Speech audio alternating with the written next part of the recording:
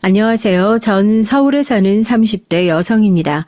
지금은 남편과 이제 갓 2돌이 지난 아들아이, 이렇게 셋이 함께 살고 있습니다.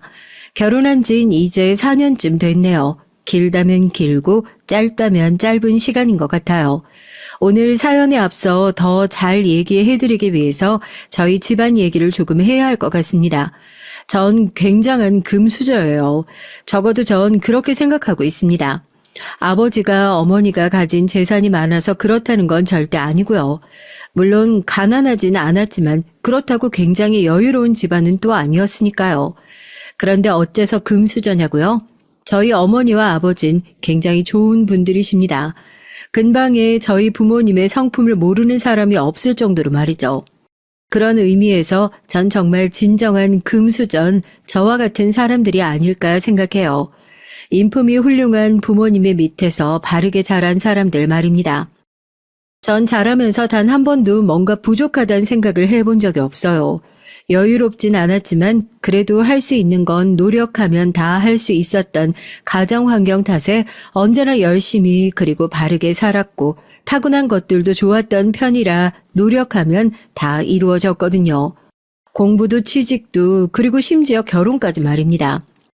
좋은 대학을 나왔고 좋은 직장을 얻었고 여기까진 그래도 노력이긴 했지만 좋은 사람을 만나는 건 단순히 노력만으로 이루어지는 건 아니잖아요. 제가 정말 좋은 사람이라고 할지라도 말입니다. 그런데 전 운도 좋았어요. 제 남편은 정말 좋은 사람이었거든요. 왜 그런 사람 아시죠? 첫 번째 만났을 때 어딘가 이 사람이랑 결혼하게 될 것 같다 하는 그런 생각이 드는 사람 말입니다. 제 남편이 그랬어요. 첫 만남에 이 사람과 결혼하겠다 하는 생각이 들었고 그리고 실제로 만난 지 6개월이 채 되지 않아서 청혼을 받았습니다. 나중에 들었는데 남편도 저와 같은 생각을 했다고 하더군요. 첫 만남에 이 사람이랑 결혼을 하게 되겠다는 생각 말이죠. 저와 남편은 시어머니의 주선으로 만났습니다. 이게 참 이렇게만 말하면 뭔가 이상할 수 있는데 시어머니가 절 아주 오래전부터 며느리감으로 점 찍어 두셨더라고요. 어느 날 엄마가 저에게 이러시더군요. 널 꼭 소개시켜주고 싶은 사람이 있다고 몇 년 전부터 조르던 분이 계시는데 그 사람이 바로 시어머니였습니다. 엄마와는 오래전부터 함께 봉사활동을 다니셨기 때문에 이미 안면이 있는 상태였어요. 제가 나가서 몇 번 도와드린 적이 있는데 그때부터 절 며느리감으로 생각해 두셨다고 말입니다. 많이 가진 며느리들 들인 사람도 많고 나도 그런 며느리들 있지만 다 소용없다. 인성이 제일 중요해. 시어머니가 결혼 전에 그런 말씀을 저에게 하신 적이 있으시거든요.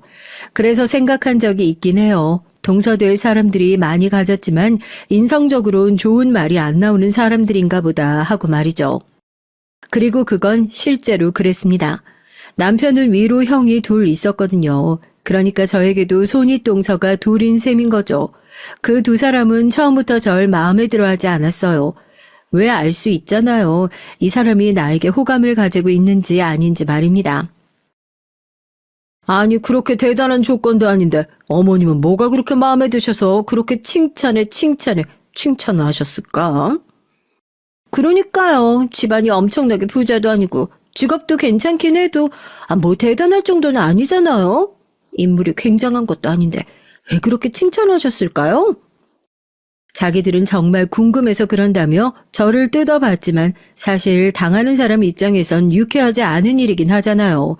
그리고 시어머니가 절 굉장히 예뻐한다는 이유 하나만으로 이미 그들은 저에게 적의가 있었습니다. 이해가 아예 안 가는 건 아니에요. 시어머니는 무뚝뚝하신 편이었고 칭찬에도 조금 인색한 편이긴 하셨거든요. 그런 양반이 입에 침이 마르도록 칭찬을 했으니 반감이 생긴 것도 이해는 돼요. 그렇다고 그들이 저한테 한 짓이 정당화될 수는 없지만 말입니다. 여기서 잠깐 저희 시어머니에 관한 얘기를 조금 해야겠네요. 저희 시어머니는 정말 대단하세요. 그분이 정말 대단한 분이야. 젊었을 때 남편 잃고 혼자 안 해본 일이 없으셨대. 그러다 부동산 공부를 해서 돈을 많이 버셨는데 그걸로 매년 기부하고 봉사하러 다니고 그리고 아직도 엄청나게 돈을 잘 버신다잖아. 그 시절에 여자 혼자 아이 셋을 키우려면, 그리고 심지어 성공하려면 여자가 얼마나 독해야 했는지 아마 설명하지 않아도 많은 분이 아시리라 생각합니다. 시어머니는 정말이지 엄청난 카리스마가 있는 분이셨어요. 왜 말 한마디를 해도 무게감이 다른 사람들 있잖아요. 저희 시어머니가 딱 그러셨습니다. 게다가 재산은 어찌나 많으신지 근방에 시어머니 땅이 아닌 땅이 없다, 그런 소문이 났을 정도로 땅 부자셨거든요. 그러니 동서들은 시어머니 앞에선 찍소리도 못했어요. 워낙 무서운 분이기도 하셨고 말을 안 들으면 혹시 언젠가 물려주실 재산에 자기들 몫이 줄어들 거라 겁을 냈으니까요. 그러니 시어머니의 저를 향한 애정이 더더욱 눈꼴 사나웠을 거예요. 자신들이 입안의 혀처럼 앞에서 살랑거려도 말 한마디 곱게 하지 않던 양반이 저만 보면 칭찬하고 예쁘다고 했으니까요. 겉으로 보기엔 조건도 자기들보다 좋지 않은데 말입니다. 큰동서는 약사였어요. 그리고 집안도 꽤 잘 산다고 들었습니다. 부모님이 두 분 다 전문직에 종사하시고 남동생이 의사고 말이죠. 그리고 작은 동선 아버지가 사업을 하신다고 들었어요. 본인은 결혼 전에 옷을 파는 작은 샵을 운영하다가 결혼하고선 그만뒀다고 하더군요. 제가 알기론 아직도 친정아버지의 카드를 받아 쓰는 걸로 알고 있습니다. 전형적인 돈 많은 집, 철없는 딸내미, 딱 그런 모습이었어요. 둘 다 학벌도 저보다 좋았고요. 뭐 학벌이 좋다고 사람을 무시해도 된다는 건 아니지만 그들의 처지에서 생각해보면 뭐 하나 잘난 것도 없는 제가 그렇게 시어머니에게 예쁨을 받는 게 이해가 안 갔을 법도 하긴 합니다. 아무튼 그 두 사람은 결혼을 준비하는 내내 저에게 시비를 걸어댔어요. 혼수나 예단 이거밖에 안 해? 우리 집 반도 안 되는데? 아무리 우리 두 사람 집보다 못 살아도 그렇지. 그래도 어느 정도 선이라는 게 있는 건데 이건 너무 안 하느니만 못한 거 아니야? 어머님이 이렇게 하자고 하셔서요. 그리고 그럴 때면 늘 시어머니가 제 방패막이 되어줬습니다. 뭐 시어머니는 의도하지 않으셨고 그저 제가 예뻐서 그렇게 하신 건데 그 두 사람의 입장에선 그게 더더욱 열받는 일이긴 했을 거예요. 실제로도 그랬고요. 뭐? 어머님이 먼저 그렇게 하자고 하셨다고? 어머님도 되게 웃기신다. 나 땐 그렇게 다 받아가셔놓군. 사실 결혼을 준비하는 과정에서 어느 정도 느끼곤 있었습니다. 이 결혼은 동서들로 인해 스트레스 받을 일이 참 많을 거라고요. 하지만 크게 개의치 않았던 것 같아요. 뭐 동서들이랑 사는 것도 아니고 시댁 어르신들도 아닌데 그 두 사람 때문에 제가 스트레스 받으면 얼마나 받겠어 하고 안이하게 생각했거든요. 결혼하고 나서 얼마 지나지 않아서 그게 틀린 생각이었다는 걸 알게 됐지만 말입니다. 지금 와서 돌이켜 생각해보면 그 두 사람은 시어머니가 절 예뻐한 근본적인 이유에 대해 납득을 하지 못했던 것 같아요.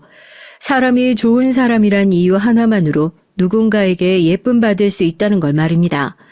더 가지고 더 조건이 좋고 그런 이유로만 사랑을 받을 수 있다 생각한 거죠. 어떻게 보면 참 불쌍한 생각이긴 한 것 같아요. 아무튼 결혼식 날도 그들은 저에게 시비를 걸었어요. 어지간하면 결혼식 날 신부의 기분을 상하게 하는 말이나 행동은 안 하잖아요. 여간 성질이 못돼 처먹지 않은 이상 말이에요. 그런데 그들은 그렇게 못돼 처먹은 사람들이었어요. 결혼식장이 소박하네. 그러게요. 친척들이 속으로 엄청나게 비교하겠는데요. 왜 이렇게 작은 식장을 잡았어? 아유, 우리 집안 체면도 있는데. 그러니까 우리 집안 체면도 생각해야지. 사실 그 결혼식장도 시어머니가 너무 좋다고 한 식장이었거든요. 물론 제안은 저희 쪽에서 먼저 한 거지만요. 둘 다 무슨 말이 그렇게 많아? 그리고 시어머니가 그 대화를 들으셨습니다. 두 사람이 당황한 모습을 그때 처음 봤던 것 같아요. 말까지 더듬더라고요. 아니, 저는 그게 아니라 저희 집안이 혹시나 무시당할까 봐서요. 그리고 그런 두 사람을 시어머니는 못마땅하듯 바라보며 이렇게 얘기했어요. 이런 걸로 사람 평가하고 무시하는 사람들이 천박한 거다. 난 막내가 그래서 좋아. 올바르고 단단하고 곱고. 자고로 그런 게 정말 좋은 유산인 게다. 돈이 아니라. 시어머니의 그 말에 두 사람의 얼굴이 시뻘겋게 달아오르는 게 보였습니다. 바보가 아닌 이상 알 수 있었거든요. 시어머니의 천박하다는 그 말이 누구를 향한 말이었는지 말입니다. 전 사실 그 이후로 두 사람이 정신을 차렸을 줄 알았거든요. 시어머니에게 그런 소리까지 들었으니 반성을 하거나 혹은 쪽팔려서라도 이제 더 이상 그런 걸로 저에게 안 좋은 소리를 하지 않을 거라고 말이죠. 하지만 그건 저 같은 사람이나 하는 생각이었고 그들은 저와 사고 회로가 달랐습니다. 더더욱 앙심을 품고 절 괴롭혔으니까요. 그 중에서 가장 악질적이라고 생각한 건 매사에 저를 비꼬는 행동이었어요. 예를 들면 이런 겁니다. 곧 어머니 생신이신데 혹시 제가 뭘 하면 될까요? 막내 동서는 존재하는 것만으로도 어머님의 선물 아니겠어? 그러게, 인품 좋은 막내 며느리 그냥 가만히 숨만 쉬어도 예쁘시겠지. 뭐 이런 식으로 말입니다. 사실 처음엔 그냥 무시하자 하는 생각을 했었는데 이게 반복이 되니까 저도 굉장히 스트레스더라고요. 그래서 어느 날은 대놓고 얘기를 한번 하기는 했어요. 사실 싸우자는 건 절대 아니었고 대화로 풀자고 한 말이었습니다. 정상적인 사고를 하는 상식인이라면 그래도 대화로 풀 수 있는 문제라고 생각했으니까요. 제 실수였지만 말입니다. 그래도 형님들이 절 마음에 들어 하시지 않는 이유를 알겠어요. 제가 형님들보다 모자라니까 충분히 마음에 안 들어 하실 수 있다고 생각해요. 제 그 말에 두 사람은 무슨 얘기를 하나 두고 보자 하는 눈으로 절 바라보더군요. 제가 무슨 말을 하든 그들은 절 곱게 봐줄 마음이 눈꼽만큼도 없었던 거예요. 하지만 저희는 이제 한 가족이고 좋으나 싫으나 얼굴을 계속 보고 살아야 하는 사람들인 거잖아요. 그런데 이렇게 매번 나를 세우고 하는 건 서로 피곤하니까. 나 안 피곤한데? 동서 피곤해? 저도 안 피곤한데요? 진짜 유치하죠? 무슨 어린애도 아니고 그렇게들 말꼬리를 붙잡고 늘어졌다니까요. 형님들이 생각하시기에 제가 잘못한 게 뭔가요? 제가 그렇게 질문하자 두 사람은 뭐라 대답을 하지 못했습니다. 당연히 그럴 수밖에요. 전 그 두 사람에게 잘못한 게 없었습니다. 단지 예쁨 받는다는 이유 하나만으로 절 질투하고 미워한 건데 다른 이유가 있을 리가요. 제가 형님들보다 모자라서요? 사실 그 이유라 해도 사람을 그런 이유 하나만으로 싫어한다는 건 이미 시어머니에게 들은 천박한 이유일 테니 맞다고 바로 대답은 못하더군요. 정 제가 싫으시면 그냥 없는 사람 치시고. 오죽했으면 제가 그렇게까지 얘기를 했겠어요. 하지만 그 두 사람은 제 그 말에 오히려 발끈한 듯 보였습니다. 어떻게 모르는 척을 해. 어머님이 사사건건 동서 얘기를 하시는데 우리한테는 칭찬 한마디 그렇게 인색하던 양반이 그저 우리 막내 며느린 예쁘다 예쁘다 하는데 우리로선 빈정 상하는 것도 당연한 거 아니야? 전 잘못한 게 없는데 저한테 화풀이를 하시니까 그러죠. 뭐?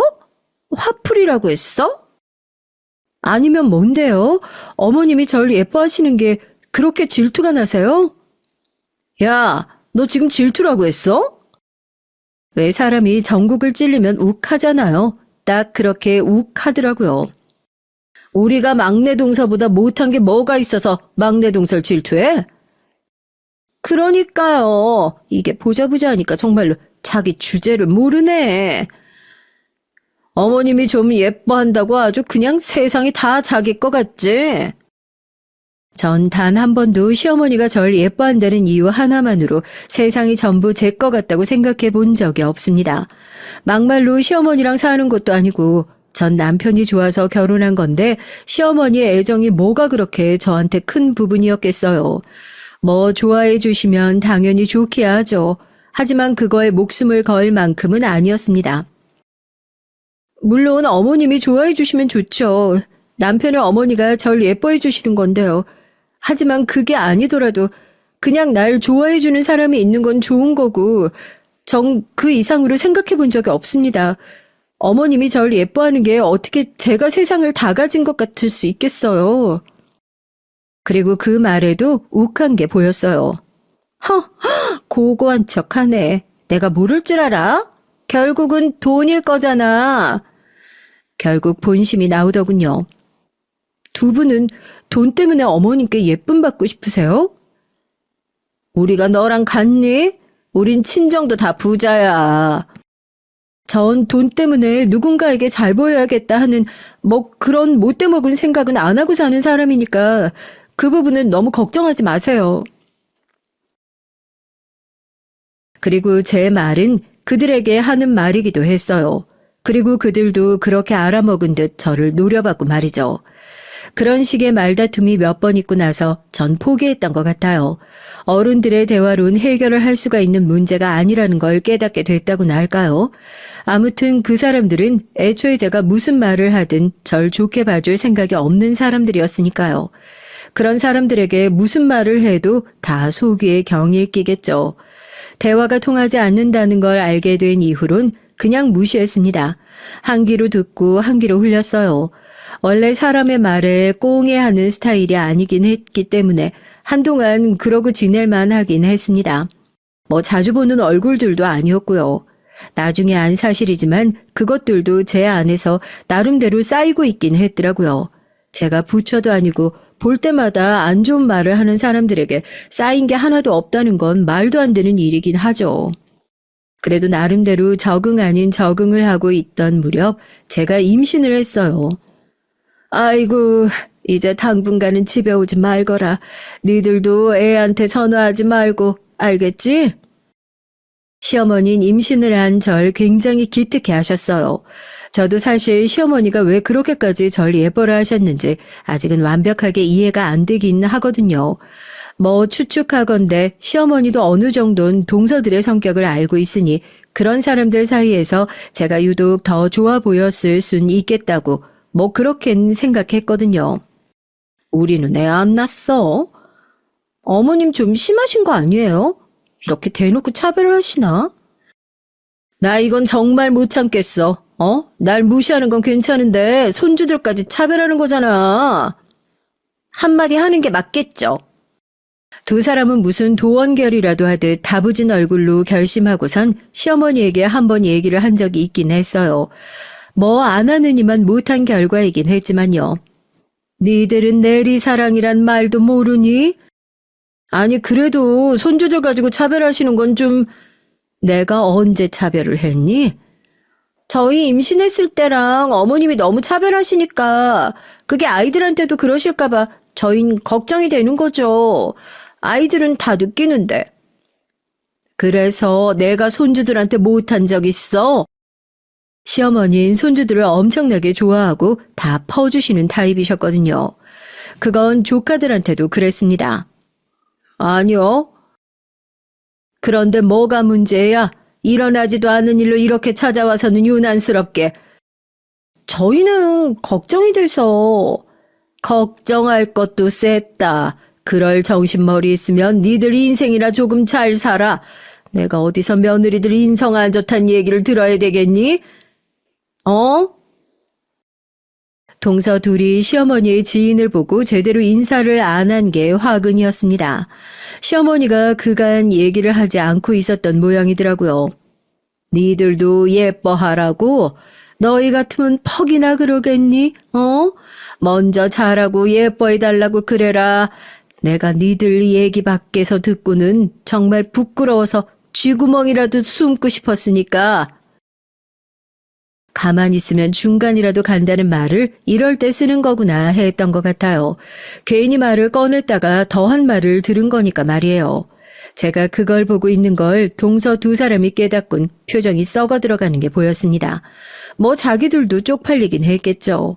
그 일이 있고 아주 잠깐은 저에게 시비 거는 일이 없긴 했네요. 아주 찰나같이 짧은 시간이었지만 말입니다. 제가 아이를 낳기까지도 정말 간섭이라는 간섭은 다 해댔어요. 좋게 말해서 간섭이고 사실상 절 무시하기 위해서 하는 말과 행동들이었지만 말이죠. 아니 큰애가 아들이면 엄마 머리를 담는다는데 괜찮겠어? 저도 좋은 대학 나왔는데요. 어머머, 그게 좋은 대학이야? 동서 기준으로는 그런가 보네. 저와 그다지 엄청나게 차이 나는 것도 아니었어요. 그래서 속으론 참 많이 우스웠던 것 같아요. 뭐 긁히지도 않았습니다. 그들은 제가 긁히지도 않았으니 더더욱 약올라 했고요. 하물며 이런 것까지 시비를 걸어댔으니까요. 막내 동서 혹시 몸매 관리해? 네? 아니요. 근데 왜 살이 안 쪄? 그러면 안 돼. 애들 위해서 먹어야지. 그러게. 세상 좋은 사람인 척하면서 이기적인 엄마네. 다 챙겨 먹는데요. 병원에서도 영양상으로 문제 없다고 했고. 병원에서 하는 말이 다가 아니야. 그럼 뭐가 더 있는데요? 형님들이 의사보다 잘하시진 않을 거잖아요. 어느 순간부터 저도 지지 않았습니다. 그들이 하는 대부분의 말들은 논리가 없이 그저 저를 괴롭히기 위한 것들이었기 때문에 오히려 대응하기 쉬웠어요. 논리적으로 대답을 하면 시익거리면서 입을 다물었으니까요. 또 그렇게 얼마간을 지냈습니다. 이렇게 쓰면서 돌이켜보니 어떻게 보면 짧았다고 할 수 있는 고작 4년의 세월 동안 동서 두 사람은 저를 참 알차게도 괴롭혔다는 생각이 듭니다. 사실 전 사람을 질투해서 미워해본 경험이 없어서 그 두 사람의 감정을 잘 이해할 수 없긴 해요. 누군가가 싫을 수도 있고 미워할 수는 있지만 그런 식으로 직접 행동하는 사람을 또 잘 없잖아요. 아마 전 평생 이해하지 못할 겁니다. 뭐 이해하고 싶지도 않고요. 아마 제가 아이를 낳지 않았다면 그냥 계속 참으면서 살았을지도 몰라요. 하지만 아이가 생기니까 그리고 저를 향했던 그 악의에 가득 찬 일들이 아이를 향하기 시작하니까 저도 더는 참을 수가 없겠더라고요. 제가 폭발을 하게 된 결정적 요인 중 하나인 사건이 있었어요. 우주는 유아원 언제부터 보낼 거야? 전 당분간 보낼 생각이 없는데요. 그러면 안 돼. 애가 모자랄수록 일찍 보내야지. 순간 멍해지더라고요. 그게 무슨 소리세요? 모자라다니요. 엄마가 별로 뛰어나지 않은데 애가 모자란 거. 아니, 이제 두 돌이 채 안 된 애한테 모자란다가 뭐예요? 악담이세요? 악담이라니, 우린 걱정이 돼서 하는 말이지. 그런 걸 두고 보통은 악담이라고 하는 거예요. 어디 한번 물어볼까요, 어머님한테? 그들의 가장 큰 약점이 시어머니란 걸 알고 있었기 때문에 제가 그렇게 버럭 소리를 질렀어요. 그리고 예상대로 그 두 사람은 입을 다물더군요. 제가 여쭤보고 올게요. 형님들이 제가 모자라서 애도 모자랄 테니 일찍 유아원 보내라고 하는데 어머님 생각은 어떠신지. 그렇게 얘기를 하며 자리에서 벌떡 일어나니 그 두 사람은 상당히 당황한 것 같아 보였습니다. 한 번도 제가 먼저 시어머니께 그 두 사람의 행동을 말했던 적이 없으니까요. 덥석 제 손을 잡더군요. 말이 나도 모르게 헛나온 거야. 뭘 그렇게 예민하게 반응하고 그래? 우리가 잘못했으니까 앉아있어. 시어머니를 들먹이면 입을 다물긴 했지만 그것도 처음 한두 번이었지 나중엔 신경도 쓰지 않더라고요. 그들은 어느 순간 파악을 한 겁니다. 제가 쉽게 시어머니에게 이르지 않을 거라는 걸 말이죠. 전 기본적으로 집안에서 분란이 일어나는 것에 익숙한 사람이 아니었어요. 늘 평화로운 환경에서 지냈기 때문에 그런 것에 대해 기본적으로 거부감이 있었습니다. 그래서 제 말 한마디로 언성을 높일 만한 일이 생길 수도 있다는 게 내키지 않았고요. 그래서 아마 그렇게 참을 수 있었던 걸 겁니다. 지금 와서 돌이켜 생각해보면 저도 참 미련했다는 생각이 들어요. 초장에 잡았으면 일이 그 지경까지 되지 않았을 텐데 말입니다. 그날은 아직도 생생하게 기억이 나요. 원래 충격적인 일을 겪거나 하면 그 순간은 굉장히 또렷하게 기억나잖아요. 그날도 저에겐 그런 날이에요. 시아버지의 제삿날이었습니다. 시어머니가 다른 건 몰라도 시아버지의 제삿 정말 칼같이 지키셨거든요. 그리고 온 가족이 다 모이길 강요 아닌 강요하시는 유일한 날이기도 했고요. 그래서 전 일찌감치 그날의 일정을 다 빼놓은 상태였습니다. 갑자기 일이 생겨서 좀 늦을 것 같아. 내가 몸이 좀 안 좋네. 그래도 저녁엔 갈 테니까 동서가 잘 좀 해줘. 둘 다 거짓말이란 것쯤은 이미 다년간 겪어봐서 잘 알고 있었습니다. 그러고 보면 두 사람도 정말 뻔뻔한 게 정작 그렇게 중요한 날엔 본인들도 중요한 날이라는 걸 알고 있으면서 귀찮거나 하기 싫다는 이유로 매번 빠져놓고 시어머니에게 예쁨을 받길 원했다는 게 정말 어이가 없긴 해요. 또 너랑 나랑 둘이구나. 그래, 오늘은 무슨 핑계를 대든? 그리고 시어머니도 그런 두 사람을 너무 잘 알고 있었고요. 동서들은 시어머니가 유난이라고 드세다고 우리 시어머니 같은 시어머니 없다고들 했지만 전 시어머니가 동서들을 굉장히 많이 봐주고 있다는 걸 그 누구보다 잘 알고 있었습니다. 일이 있으시고 몸이 안 좋으시대요. 매번 이날만 그런 일이 생기는 것도 참 체주다, 체주야.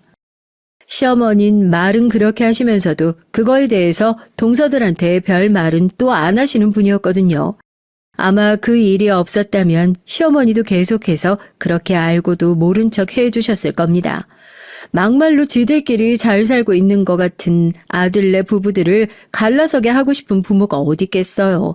마음에 안 드는 구석이 있어도 참고 넘어가는 거죠. 하루 종일 시어머니와 둘이 음식을 하느라 조금 지친 상태긴 했어요. 사람이 지치면 예민해지거나 짜증이 조금 늘잖아요. 저도 사람인지라 그런 상태이긴 했습니다. 그리고 그날따라 컨디션도 좋지 않았고요. 그런 상태에서 동서둘이 하하호호 웃으며 집으로 들어온 겁니다. 어머, 고생 많았겠다, 막내 동서.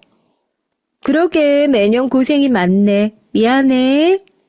그 사과가 아니라 약을 올리려고 하는 사과인 거라는 건 그 누구보다 제가 제일 잘 알고 있었어요. 한두 해 봐온 것도 아니었으니까요. 저보다 어머님이 더 고생 많으셨죠. 어머, 그러면 쓰나 젊은 동서가 더 고생을 했어야지. 그러게, 어머님 한다고 해도 동서가 말렸어야지. 그걸 같이 하고 있었어? 그 두 사람은 그날 작정을 한 듯이 보이긴 했어요. 시아버지 제사 며칠 전에 저희 아들이 시어머니에게 칭찬을 들은 게 화근이라고 생각하긴 했어요. 똑똑하다고 영재라고 나중에 크게 될 거라고 시어머니가 어화둥둥할 때 두 사람의 표정이 썩어 들어가는 걸 제 눈으로 봤으니까요. 두 분이 안 오시니까 어머님이 혼자 하면 시간 내에 못 맞출 것 같다고 도와주신 거죠. 그래도 혼자 하겠다고 했어야지. 그러게, 동서는 세상 착한 척은 다 하면서 이럴 땐 아무 말 안 하더라. 거기서 욱했던 것 같아요. 아마 제가 컨디션이 좋고 별 힘들이지 않고 일을 했다면 평소와 비슷한 그 빈정거림에 그냥 웃으면서 대꾸했을 겁니다. 하지만 그날은 저도 상태가 좋질 못했어요. 그래서 말이 날카롭게 나가긴 했습니다. 손 하나 까딱 안 하신 분들이 할 말은 아니지 않나요? 라고 말이죠. 하지만 맞는 말이긴 하잖아요. 어머, 지금 말 다 했어? 제 말 중에 틀린 말이 있나요? 진짜 이게 막 나가자는 거야? 어디서 형님들한테... 그 말에 제가 그동안 늘 마음에 품고 왔던 생각을 뱉었습니다. 그 말을 뱉게 될 날이 올 거라고는 생각을 못했는데 오더라고요. 나이가 많으면 어른다워야죠. 그렇지 않은 사람들 어른 대접해주고 싶지 않은데요? 순간 정적이 흘렀습니다.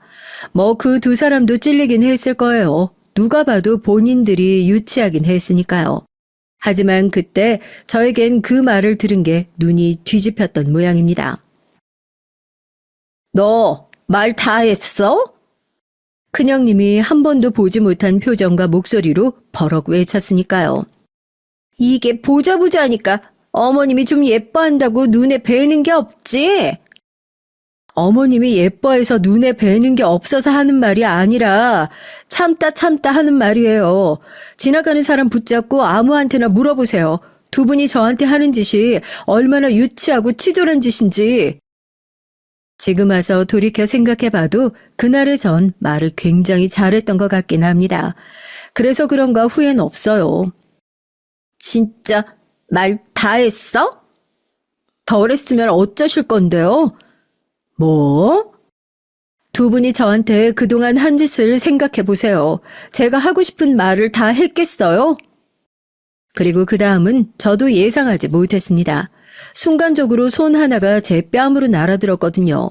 다른 건 몰라도 거기서 제가 맞을 거라는 건 정말 생각해보지도 못했습니다. 짝 하는 소리와 함께 제 고개가 돌아갔고 전 순간 멍했던 것 같아요. 사람이 너무 충격적인 일을 겪거나 너무 아프면 순간적으로 멍해지잖아요. 전 그거 둘 다였으니까요. 이게 진짜 미쳤나? 제 뺨을 때린 건 다름 아닌 작은 형님이었습니다. 그리고 곧 전 머리채도 붙잡혔어요. 보자 하니까 아주 배는 게 없나 보다. 제 머리채를 잡은 건 큰형님이었고 말이죠. 아마 그 두 사람도 서로의 행동을 보고 이렇게 해도 된다고 생각하면서 한 걸 겁니다. 혼자 단독으로 저와 마주하고 있었다면 그렇게까진 못했을 거예요. 전 그래서 더 질이 나쁘다고 생각하지만요. 놓으세요? 뭐? 제 머리채 놓으시라고요. 전 몹시 화가 나면 되려 차분해지는 성향이거든요. 왜 화가 머리끝까지 나면 무슨 말을 해야 할지 어버버거리는 사람들이 있고 눈물이 나는 사람이 있고 저처럼 냉철해지는 사람이 있잖아요. 그 순간 전 굉장히 이성적이었습니다. 너 진짜 죽어볼래? 작은 형님이 그렇게 소리를 질렀고 제 머리채를 잡은 큰 형님의 손에 힘이 들어가는 걸 느꼈어요. 그리고 전 그 순간 크게 누군가를 불렀습니다. 어머님! 하고 말이죠. 진짜 기가 막히고 웃겼던 게 뭔지 아세요? 제가 그렇게 큰 소리로 어머님을 부르자마자 제 머리채를 잡았던 큰형님의 풀리지 않을 것 같던 손이 스르르 풀렸고 작은 형님이 주변 눈치를 보기 시작했어요. 동서 미쳤어? 그 어느 때보다 제정신이에요. 어머님! 작은 형님에게 그렇게 대답하고 전 큰 소리로 어머님을 불렀습니다. 큰 형님이 얼굴이 사색이 되어선 제 입을 막으려 하더라고요. 전 그 손을 덥석 잡았습니다. 무슨 수로 제 입을 막으시게요? 그리고 한 번 더 어머님을 크게 불렀죠. 그제야 제가 진심으로 사달을 낼 생각이라는 걸 두 사람은 안 것 같더라고요. 급하게 제 손을 잡았습니다. 아니, 방금은... 그리고 변명 아닌 변명을 늘어놓으려 하는 순간 뒤에서 인기척이 느껴졌어요. 그리고 큰형님과 작은 형님의 안색이 하얗게 질리는 것을 실시간으로 목격했습니다.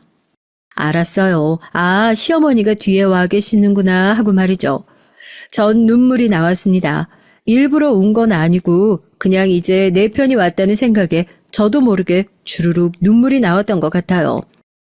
이게 무슨 일이냐? 그리고 시어머니가 가만히 제 어깨를 잡으며 다정히 묻는 그 말에 저도 모르게 서러움이 북받쳐 올라왔습니다. 그때 알았어요.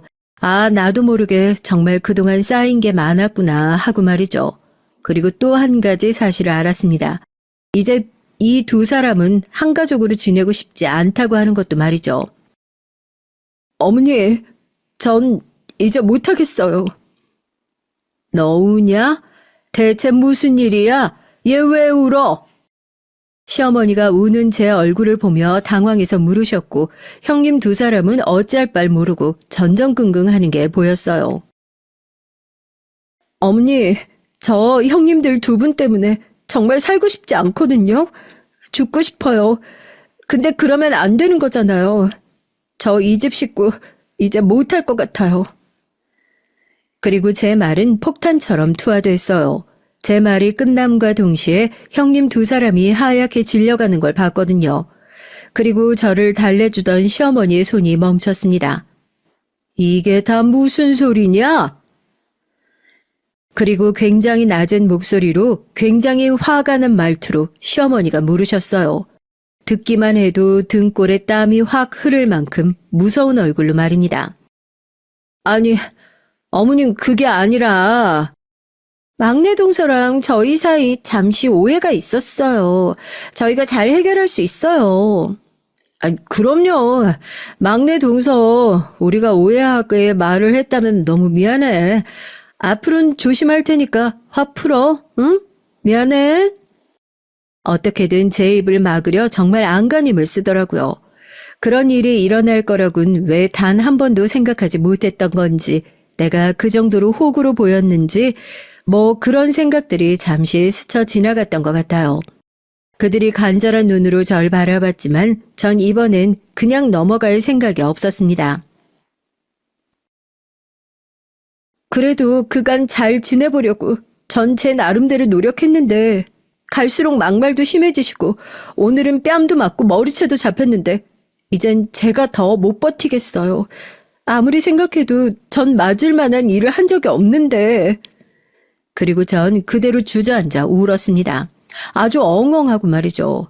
사실 일부러 더 크게 운 것도 있긴 하지만 저도 모르게 눈물이 나온 것도 맞아요. 형님 두 사람은 제가 일부러 운다고 연기하는 거라고 생각했을 테지만요. 아니, 막내 동서, 일어나 봐. 그게, 저도 욱해가지고. 너무 당황해서였는지 자신들의 거짓말이 절대 통하지 않을 거라는 걸 알아서였는지 몰라도 절 때리지 않았다는 말은 하지 않더라고요. 이게 다 정말이냐? 그리고 시어머니의 낮은 목소리가 들렸습니다. 순간 눈물이 쏙 들어갈 만큼 무서운 목소리였어요. 아무 잘못 없는 저도 무서웠는데 아마 그 두 사람은 오줌을 지를 정도였을걸요. 이게 다 정말이냐고 물었지 않니? 시어머니의 그 큰 소리에 형님과 작은 형님이 움찔하는 게 주저앉아 있는 저에게도 느껴졌습니다. 그만큼 굉장히 무서워했단 말이겠죠. 눈치 보던 작은 형님이 먼저 냅다 무릎을 꿇었습니다. 둘 중에 더 약삭 빠른 사람이었거든요. 어머님, 제가 잘못했습니다. 죽을 죄를 지었어요. 저도 모르게 욱해서 그만.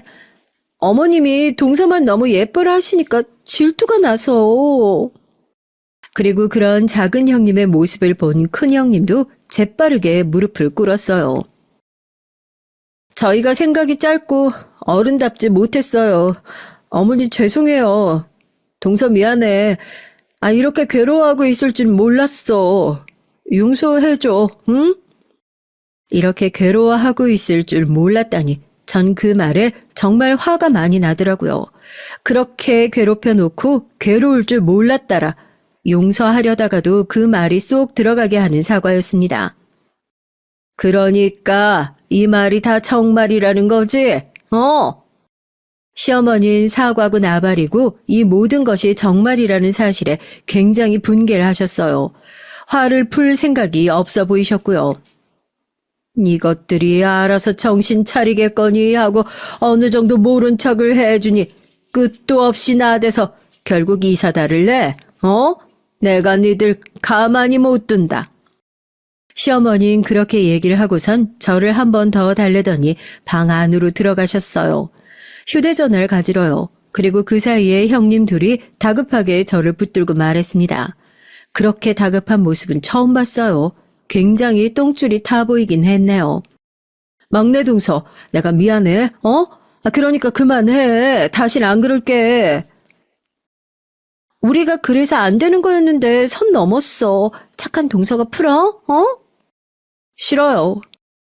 그리고 전 딱 잘라 말했습니다. 칼을 뽑았으면 끝을 봐야 하는 거잖아요.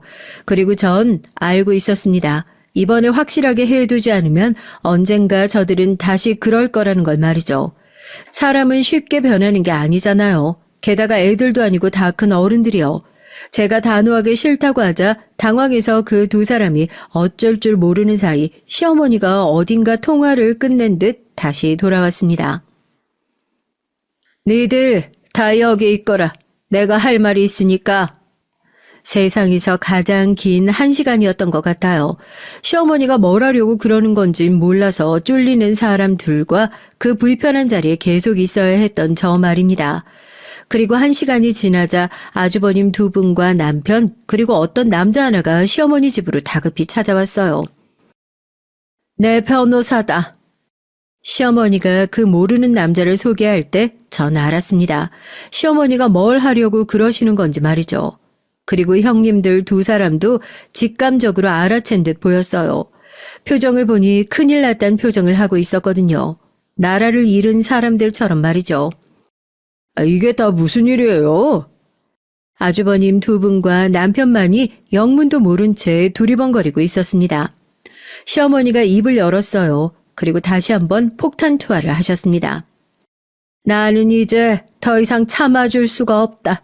이것들을 내 며느리라고 생각 안 할 테니 너희들도 결정해. 아니, 어머니, 그게 대체 무슨...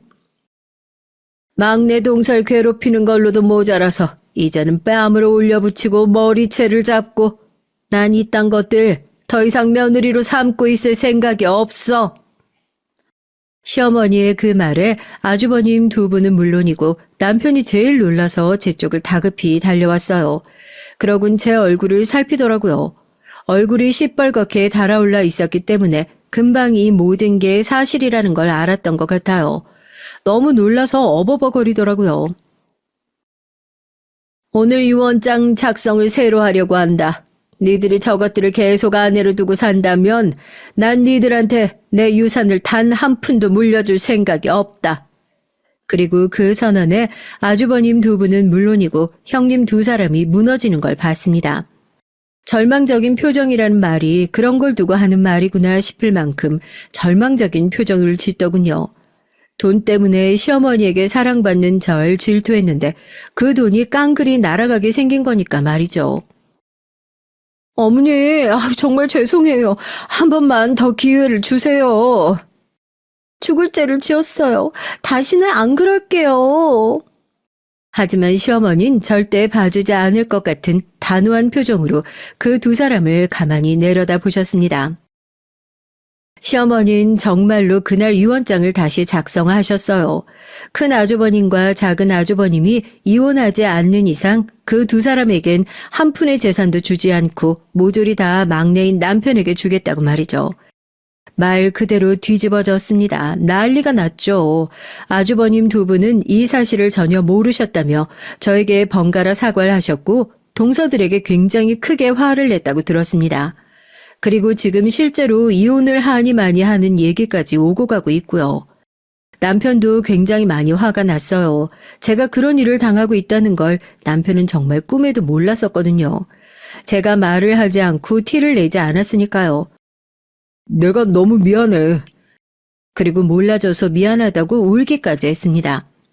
제일 화가 많이 났을 땐 형님들이 이혼을 하지 않으면 자기는 이제 형님들과도 연을 끊겠다고 선언을 할 정도였으니 뭐 남편이 얼마나 화가 많이 났는진 알 수 있으시겠죠.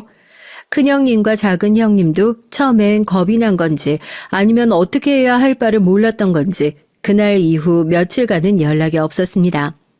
하지만 얼마 지나지 않아서 연락이 왔어요. 재산을 못 받는 걸로는 모자라서 이혼까지 당하게 생겼으니 저에게 빌려오는 수밖에 없었을 거예요. 나도 처음엔 이렇게까지 될 줄 몰랐어. 동서가 아니 꽂고 미운 마음이 있었지만 말이야. 사람 마음이라는 게 그렇더라. 밉다 하면 더 미워지고 어느 순간부턴 정말 동서가 너무 미웠거든. 그런데 생각해보면 딱히 그럴 만한 명확한 이유도 없었는데 말이야. 질투라는 감정이 열등감이라는 감정이 사람을 얼마나 밑바닥까지 끌어내릴 수 있는 건지 저도 동서 두 분을 보고 알게 됐던 것 같아요. 물론 전 아직도 그들이 밉고 용서를 한 건 아니지만 그래도 모든 게 다 본심에서 나오는 행동은 아니었단 말도 그럴 수 있다는 생각이 들긴 했습니다. 우리가 이젠 정말 잘해볼게. 정신 차렸어. 그러니까 기회를 한번 줄 수는 없을까? 동서가 얘기하면 어머님도 다시 생각해 보실 것 같은데. 전 가만히 있으면 이제 편해지는 건데 왜 제가 그런 수고를 두 분을 위해서 감내해야 하는 거죠? 그래도 이러나 저러나 우리 둘 가정이 이대로 깨지는 걸 동서가 바란 건 아닐 거 아니야. 이런 말 그렇지만 아이도 있고. 사실 그렇긴 했어요. 어쨌든 가정이 깨지는 걸 저도 바란 건 아니었으니까요. 그래서 생각이 깊어졌던 것 같네요. 물론 두 사람이 저에게 한 잘못이 크긴 했지만 그래도 이대로 가만히 두고 볼 순 없겠더라고요. 제 성격이 그런 성격인 걸 어쩌겠어요. 그래서 시어머니를 찾아갔습니다. 그리고는 이렇게 말했어요. 앞으로 어떻게 하는지 두고 보시고 결정하셔도 늦지 않지 않을까요? 너는 참 속도 좋다. 그런 것들 두고 보고 싶니? 난 내가 당한 일이 아닌데도 이렇게 화가 나는데? 물론 전 아직도 형님 두 분이 밉지만 아주버님 두 분이나 조카들 생각하면 하루아침에 날벼락인 거니까 그렇게 두고 싶진 않아서요. 제 그 말을 듣고 시어머니도 생각이 많아지신 듯 했어요. 사실 아주버님이나 조카들 입장에서 보면 정말 날벼락인 게 맞으니까요. 아직까지 시어머니는 결정을 내리시지 못하고 있습니다. 아무래도 많이 괘씸하신 것 같더라고요. 그리고 사람에게 한번 오만정이 떨어져 보신 분들이라면 아시겠지만 그게 회복되는 게 정말 쉬운 일이 아니잖아요. 꼴도 보기 싫어하시는 게 진심이기 때문에 고민이 깊어지시는 듯 했습니다. 그리고 사실 남편도 저의 그런 이 선택을 이해하지 못하긴 했어요. 자기도 얼굴 보는 게 힘들 것 같은데 당신은 어떻게 그럴 수 있냐는 남편을 설득하는 것도 시간이 조금 걸렸던 것 같네요. 이렇게 쓰고 보니 제가 왜 그 두 사람을 위해서 노력해야 하는지도 의무이긴 한데 이렇게 하지 않으면 언젠가 후회할 거란 생각이 들어서 말이에요. 시어머니가 어떻게 결정하시든 전 그 뜻을 따르기로 할 겁니다. 그리고 그게 두 형님에게 한 번 더 기회를 주는 결정이면 전 더 좋을 것 같기도 하고요. 물론 사람이 쉽게 변하지 않는다는 말을 아직도 믿고 있고 형님들이 변하기는 더더욱 어려울 거라는 것도 알고 있어요. 다만 저를 바라보는 시선에 미움을 조금 거둔다면 이 관계가 달라질 수도 있지 않을까 하는 희망은 아직 있다고 생각해요. 사람이 사람을 질투하고 시기하고 거기에 열등감을 느껴서 그 대상에게 표출하는 것이 얼마나 치졸하고 천박한 일인지 두 형님을 보면서 참 많이 배웠던 것 같습니다. 그리고 절대 그런 행동을 해서는 안 된다는 사실도 말이죠. 남에게 엄청나게 큰 상처가 되니 말입니다. 두 분 다 아직도 저에게 전화하고 문자를 보내면서 끊임없이 사과하고 계세요. 뭐 본인들이 이혼당하게 생겼으니 급해서 하는 거기도 하겠지만 이러나 저러나 큰 잘못을 저질렀다는 걸 알게 한 것만으로도 한 발 나아간 게 아닐까 하는 마음도 들고요. 이런저런 얘기들과 그간 제가 속상했던 것들을 털어놓으니 속이 후련한 기분이 듭니다. 그리고 한결 편해진 것 같기도 하고요. 들으시는 분들은 어떻게 들으셨나 모르겠지만 말이에요. 아직 완전히 모든 것이 다 해결된 건 아니지만 그래도 뭐든 이전보다는 나아지지 않을까요? 그렇게 생각하니 기분이 좋아지는 것 같기도 하고요. 마지막까지 제 얘기 들어주시고 공감해 주신 분들에게 감사 인사를 전하고 싶네요. 그러면 전 이제 그만 사연을 줄이겠습니다. 겪어보니 마음도 몸도 건강한 게 최우선이더라고요.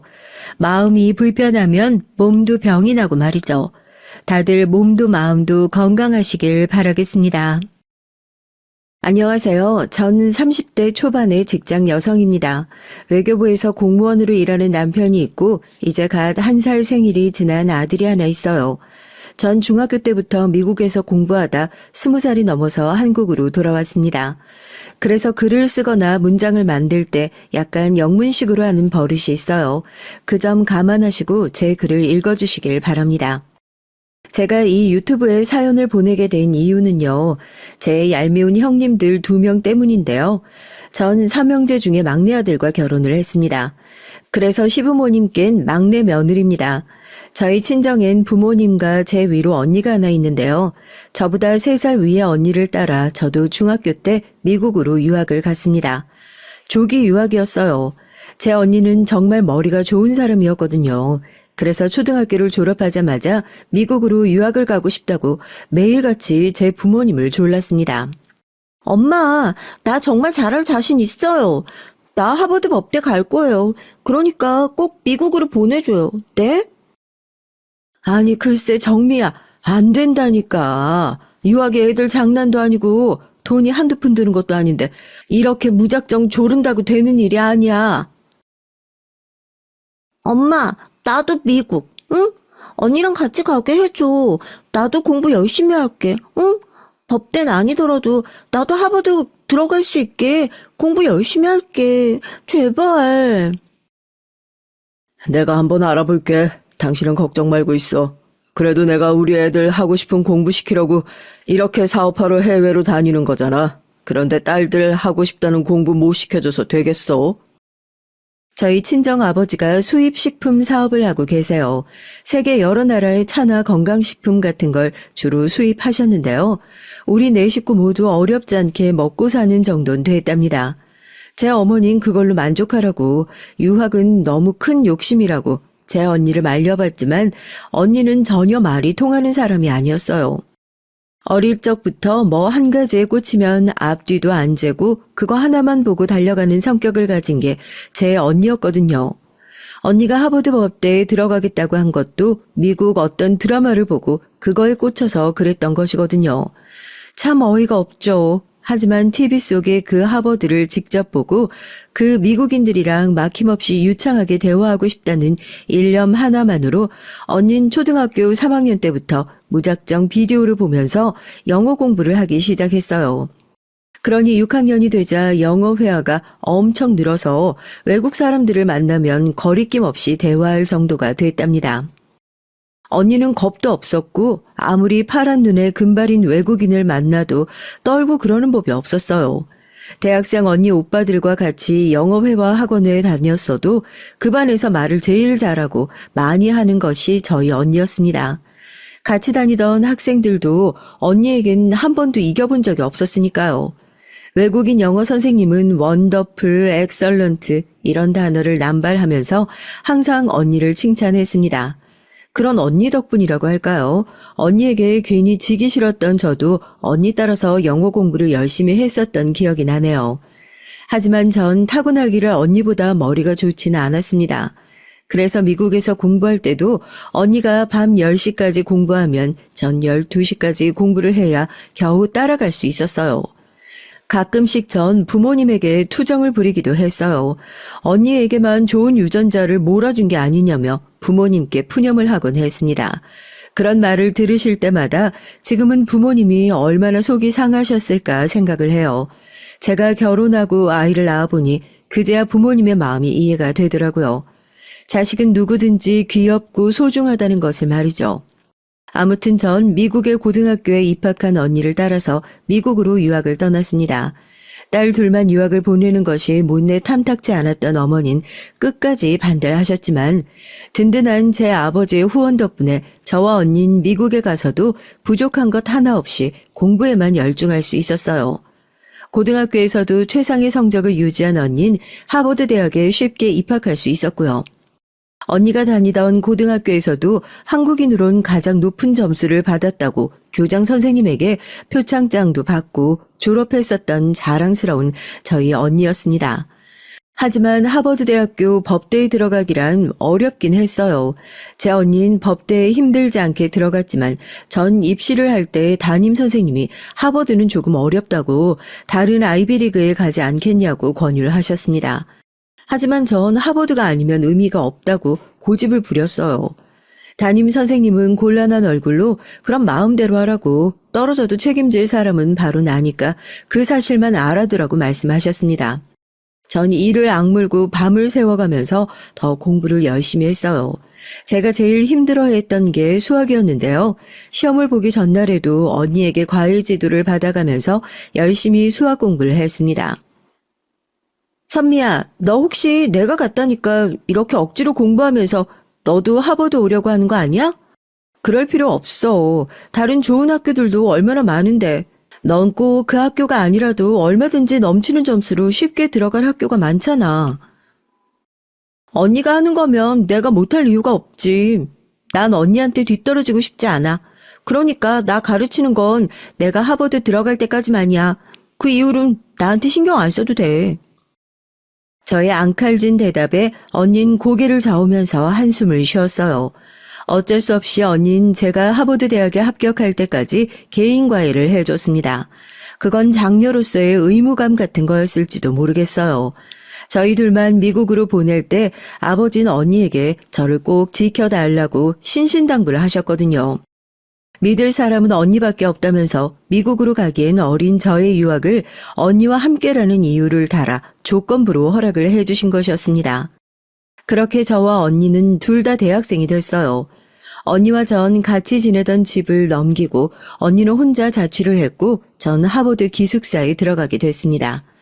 1학년 학기 초엔 매일 언니를 만나 같이 저녁을 먹고 서로 그날의 생활 얘기도 나누고 했지만 3개월도 채 지나지 않아 언니는 남자친구가 생겼다고 하면서 저와 만나는 걸 점점 꺼려하게 됐어요. 새로 사귄 남자친구가 언니에게 좀 집착을 하는 성격이라면서 저녁마다 만나기가 곤란하다고 하더라고요. 전 그 대신 매일 밤마다 언니에게 영상통화를 걸었습니다. 그래도 언니가 잘 지내고 있는지를 확인해야겠다는 어떤 의무감 같은 거였습니다. 그리고 그때마다 남자친구가 집에 돌아갔는지도 확인하게 됐고요. 제 언니가 외국 남자와 같은 방을 쓰거나 동거를 하게 되는 것만은 참을 수가 없었거든요. 전 언니에게도 경고를 했어요. 혹시 남친이 언니에게 몹쓸 짓을 강제로 하려고 한다거나 하면 절대 허락하지 말고 내쫓아 버리라고요. 안 그러면 아버지에게 말해서 언니를 강제로 한국행 비행기에 태워버리겠다고 했습니다. 알았지? 절대 그 남자친구가 언니한테 손을 대게 해선 안 돼. 그건 아버지가 허락하지 않을 거야.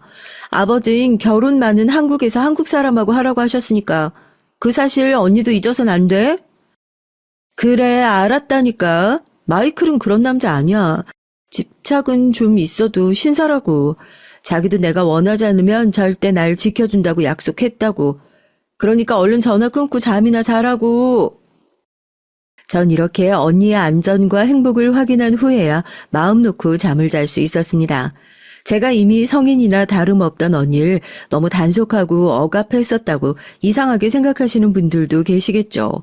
하지만 여자의 둘이서 먼 타국에 나가 살 땐 알아서 제 자신을 지켜야 하는 게 당연한 일이었습니다. 그동안 언니가 절 지켜줬으니 이젠 제가 나서서 언니를 지켜야 한다고 생각했어요. 그게 부모님 대신 제가 할 일이라고요. 그러던 어느 날이었습니다. 제 언니는 하버드 대학 법학과 건물에서 옥상으로 올라가 난간 위에 섰어요. 언니만을 사랑한다고 주워 섬기던 그 남자친구가 언니의 순결을 억지로 빼앗아 간 것이 그 이유였습니다.